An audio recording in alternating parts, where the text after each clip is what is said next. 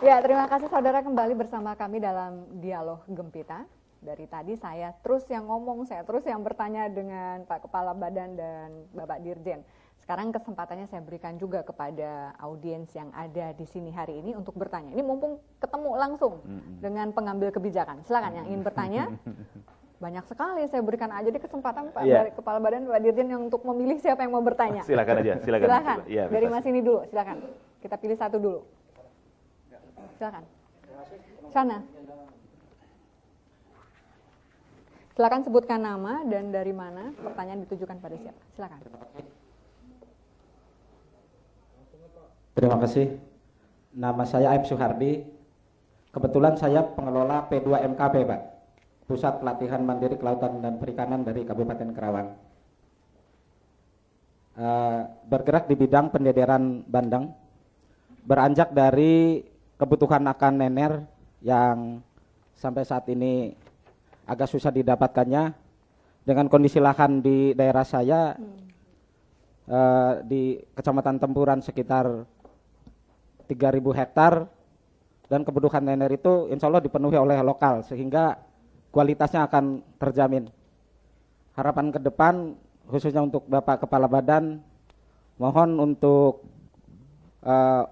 pusat-pusat pelatihan yang dibentuk dari masyarakat yang sudah di-SK-kan oleh Bapak Kepala Badan, mohon lebih bisa diperhatikan terutama untuk sarana dan prasarana yang lainnya.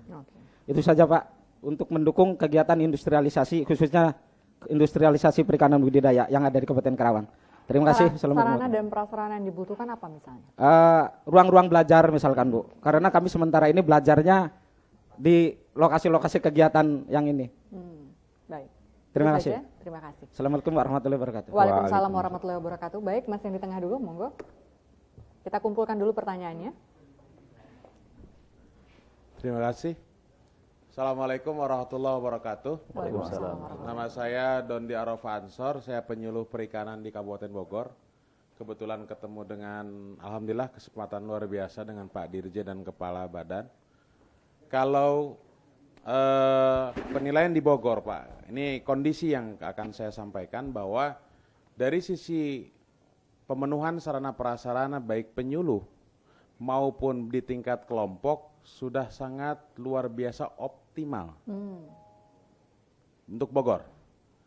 Hanya saja dari berbagai kesempatan diskusi dimanapun pada forum manapun, tidak ada satupun yang membahas tentang faktor produksi, khususnya pakan yang justru berada di luar kewenangan Kementerian Kelautan dan Perikanan.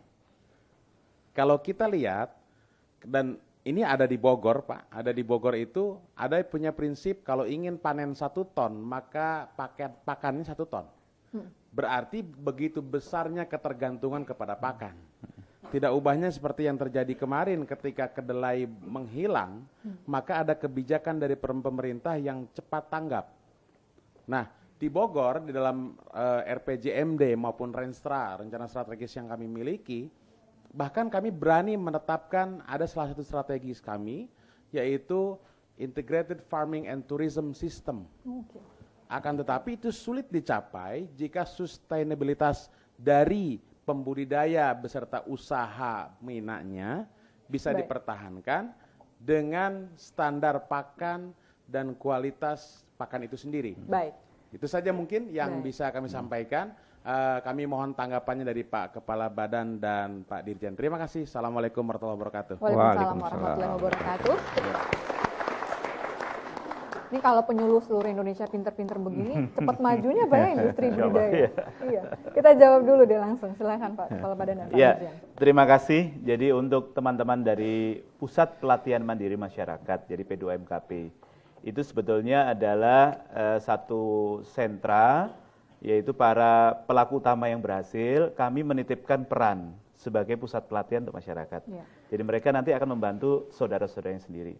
Nah, insya Allah tahun ini kita sudah memiliki 171 P2MKP seluruh Indonesia, di mana kita akan dorong menjadi 300 unit seluruh Indonesia.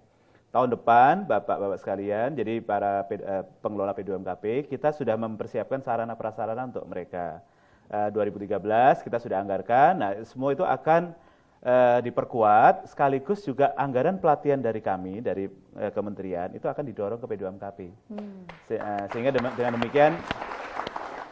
demikian para pengelola P2MKP bisa menyelenggarakan pelatihan untuk semua komunitasnya, para pembudidaya dan sebagainya di lingkungannya. Demikian. Kira-kira yang satunya untuk rasanya Pak Dirjen untuk yang pakan ini. Silakan. Ya. Oke, jadi Mas Dondi ya. Jadi ini saya kira satu pertanyaan yang sangat baik sekali. Jadi sarananya sudah optimal, SDM-nya sudah luar biasa, hanya memang tinggal pakan saja. Jadi kalau pakan ikan itu masih dalam lingkup Kementerian Kelautan dan Perikanan, Mas Dondi. Ya. Jadi bukan faktor dari luar ya, tapi kalau pakan ikan adalah tanggung jawab kita, khususnya di Direktorat Jenderal Perikanan Budidaya. Bagaimana kita mengantisipasi atau bisa menekan biaya pakan? Karena biaya pakan itu merupakan satu komponen yang terbesar ya di dalam sistem usaha perikanan ya. Khususnya apalagi lele ini bisa sampai 80% biayanya keluar untuk pakan. Ya. Jadi ini juga kembali lagi kepada teknologi saya kira ya. Nah, kita di Direktorat Jenderal Perikanan Budidaya, kebijakan kita di dalam rangka untuk menurunkan ya biaya pakan, ini kita sedang lakukan untuk penggunaan bahan baku pakan-pakan lokal, ya. Termasuk juga kita sudah mulai distribusikan bantuan-bantuan mesin-mesin pelet yang mini, ya di dalam kelompok-kelompok ini. Nah ini tentu saja bagi teman-teman penyuluh ya ini saya kira bisa disebarluaskan kepada para pembudidaya khususnya pembudidaya lele ya.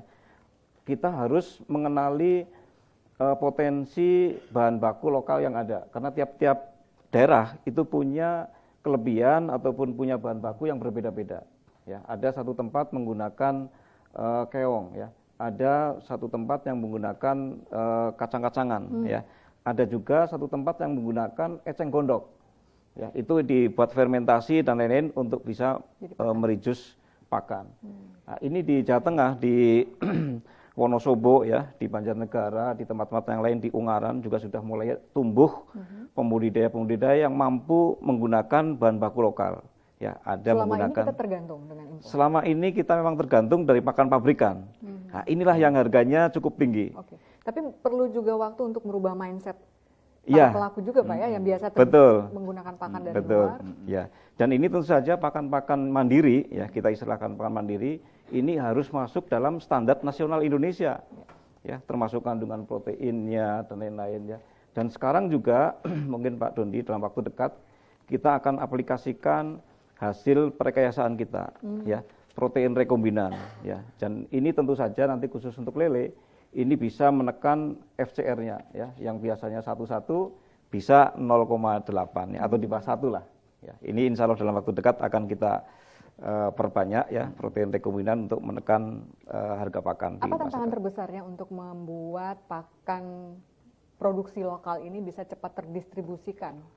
Apa tantangan terbesarnya Pak? Iya, jadi tantangannya khususnya adalah pengetahuan ataupun keterampilan ya ini yang harus kita didik ya jadi nanti bersama-sama dengan Pak Syarif saya kira ya kita akan didik untuk bisa membuat pakan mandiri ya formulasi dan lain-lain ya. Baik, kita harus pindah ke sesi berikutnya Bapak. Kita akan melanjutkan dengan kuis, tapi sebelumnya kita harus break dulu. Pastikan Anda tetap bersama kami dalam dialog Gempita.